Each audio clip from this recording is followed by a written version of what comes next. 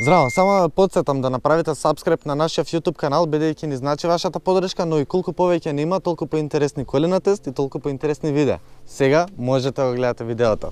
Чао! Денес сме во Кучково, многу убаво место. Тука сме заедно со новиот Mitsubishi ASX, нов. До некаде, бидејќи доаѓа со некои промени, како на пример овие нови LED светла напред и позади кои што доаѓаат како стандард, новата хауба која што малце подиздигната, новите браници и новата маска која што сега веќе наликува на сите останати модели на овој јапонски бренд. Исто така имате нов мотор и некои мали промени внатре. Се друго е исто како претходниот ASX. Дали поради ова го имаме денес на тест? До некаде. Најмногу го имаме поради одличната цена, добрите перформанси и интересната потрошувачка. Сега ќе почнам да ви го покажам внатре како изгледа, но пред да влеземе внатре. Ова е Diamond боја, која што Mitsubishi за прв пат започнале да користат, па после сите останати брендови. Оваа боја, колку што ми објаснија, се нанесуваат неколку вида на боја, па потоа лак, па не знам како вид на печење. Искрено не го знам целиот процес, но она што се разликува од останатите бои, има поголема длабочина бојата која ќе погледнете, ги нема оние кори од портокал и е навистина интересна. Сега можеме да го видиме багажникот. Багажникот нуди 406 литри багажен капацитет, што е сосема доволно. Тука одоздола имате сет за репарација, немате резервно тркало, имате две остави од страна, ги имате моите милени куќи за качалки, нема приклучок за струја и тоа би било тоа. Одиме сега внатре.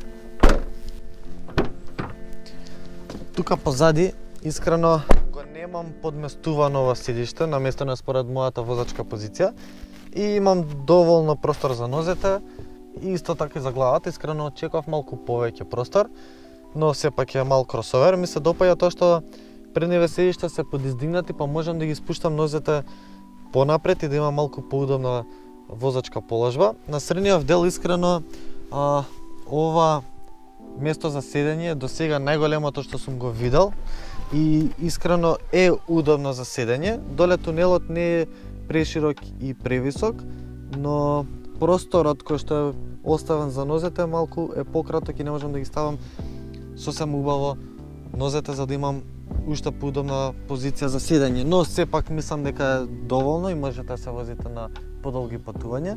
Но средниот дел за жал нема USB портови и тука имате уште една мала остава за некои документи веројатно. Сега одиме напред. Ние, европјаните, сакаме малце фенси шменси да ни бидат колите внатре, да имаме не знам какви копчиња, да не имаат не знам какви видови на пластика, квалитети различни, да има екрани, што се не. Кај јапонците не е баш така. Тие оставаат копчињата да бидат онакви какви што се. Доволно им е. Ако ова оди напред-назад милион пати и се уште функционира доволно добро, тогаш останува така и така за многу други копчиња внатре. Разликите се дека тука копчињава конкретно вие од климауредот се променети. Имате нов волан, некои други промени тука горе, искористени се меки материјали, морам да признам. Поставен е во овој случај 7-инчен екран, но Mitsubishi Македонија во моментов нуди уште поголем 10-инчен екран, кој што можете да го поврзете со вашиот телефон. Имате навигација, функционира сосема одлично, го видов во салон, можете, ако отидете вие во салонот, да го видите на лице место. И овој екран е навистина добар, но тој е малце поголем, изгледа доста поубаво. Доплатата за него е исто, околу 500 евра и тоа би било тоа. И сега, што останува од практичноста, имате тука голема остава за телефонот, имате USB порт и 12 волтен приклучок за струја. Нормално ги имате овие две остави за шишињата. Имате голема остава под наслонот за раката и тука имате уште еден приклучок за струја на 12 волти и оваа мала остава што се наоѓа внатре. Нормално имате остави и внатре во вратите и тоа би било тоа. Сега може да почнеме да се возиме. Одиме.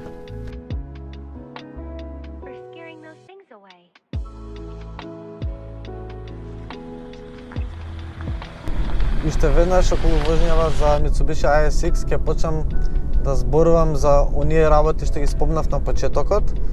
Тоа се MIVEC технологијата, но исто така ќе спомнам една друга работа што сметам дека Mitsubishi треба да работат многу повеќе на овие работи, особено за маркетиншки цели, за да ги објаснат многу поубаво за нас обичните граѓани, бидејќи треба за одредени работи да се објасни на инженерски начин. Првата работа е тоа дека за овој сегмент на возила, обично другите брендови, другите ривали на Mitsubishi зимаат една платформа од мал градски автомобил, ја подигнуваат, друга суспензија, малку подруг дизајн и вуала, имате кросовер. Кај Mitsubishi не е баш така. Тие имат направено обратна слика, односно имат земено целата платформа од нивниот најголем офроудер, Outlander, имат малку скратено, дополнително зацврстено и вуала, повторно, имаме нов кросовер, тоа е ASX.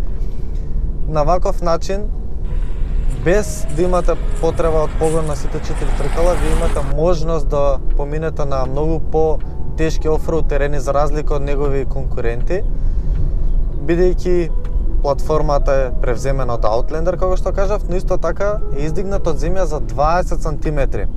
Во овој случај тука, во овој пакет, немам погон на сите 4 тркала, само погон на предните тркала и искрено тоа ви е доволно и најреално само тоа ќе го земате, бидејќи никој не сака да фрли дополнителни пари за нешто што многу ретко ќе го користи. Повеќе пари плюс многу повеќе ќе ви тежи автомобилот, а тоа ќе крене на потрошувачка. Сега, кога дојдеме до моментот за потрошувачка, подхаубата, како што кажав, уште на почеток има 2.0 бензински мотор, не е турбо, произведа 150 конски сили, многу моќен мотор и ќе си кажете, чекај малце, ова многу троши. Не ви рекол. Затоа е MIVEC технологијата. За MIVEC технологијата имам спомнато и во претходното видео со Eclipse Cross. Пробав да ви објаснам, но за тоа ни треба малку по-стручно објаснување. Затоа денес тука со мене е Мими, која што е нашиот најнов член во нашиот тим. Мими во моментов студира на Машински факултет, одсек моторни возила и за многу брзо се надеваме дека ќе биде инженер. Здраво Мими, и дали може да ни објасниш што е MIVEC технологијата и како функционира? MIVEC е систем кој го менува времето на отворање на вентилите, со што се зголемува моќноста и вртежниот момент на возилото, а при тоа се намалува потрошувачката и емисијата на штетни CO2 гасови. Тоа функционира на принцип што при осцилирање на брегастото вратило се прави поместување на позицијата на клацкалките преку електромоторот, со што вентилите се отвораат порано или подоцна во зависност од тоа какви се перформансите што ги сака возачот во моментот. И тоа го постигнува преку педалот за газ. Вау, фала ти Мими. Јас повеќе со тебе тема на муабет автомобили не разговарам, бидејќи ми е срам колку многу знаеш, но навистина убаво објаснување. Она што Мими го кажа е сосема доволно и јас не би навлегувал повеќе на муабет околу MIVEC, но само ќе дополнам дека MIVEC-от многу помага за тоа што во оваа понуда имате 5 степен мануелен менувач. Искрено јас кога го земав од салон, кажав, стар менувач, стар мотор, ова многу троши. Добро, свативме дека со MIVEC технологијата тоа се намалува и се намалува многу. Потрошувачката искрено мене во град, во одредени услови ми падна на 5,5 литри, што не очекувам толку голем мотор и толку моќен. Реални услови со нашиот градски метеж е околу 7,5. Се зависи од вас како возите, но кај мене се покажа околу 7,5. Што ми е поентата сега со менувачот? Поентата ми е дека не се поставени 6 брзини, од причина што MIVEC-от ја надополнува таа дупка, да ја кажам, која што се приметува кај другите автомобили, негови конкуренти, односно вибрации и потрошувачка, економичност. Вибрациите ги нема, бидејќи е доста моќен моторот, а економичноста се надополнува со мивекот, што повторно ќе го спомнам. И на таков начин јапонците виделе дека ако постават 6-та брзина, незначително ќе намали на потрошувачка, а многу ќе качи на цена. Затоа се останаат и 5 брзини и реално ви се потребни, барем јас до сега не почувствав потреба од 6-та брзина. И сега да се вратам околу пакетот на опременост. Ова се што го гледаме е, да кажам, некое почетно ниво. Чини 17.500 како што спомнав. Добивате паркинг сензори, паркинг камера позади. Имате систем за предупредување, односно ви алармира кога треба да закочите ако не гледате пред вас дека автомобилот застанува. Видовте што се друго се нуди, инфозабавниот систем, што во моментов имате уште поголем 10-инчен, повторно ќе повторам. Околу возњата само ќе потенцирам дека ова е кросовер, нели како што спомнав е базиран од уште поголемиот Outlander и не очекувате некои спортски перформанси. Во кривина благо се навалува, што е сосема нормално.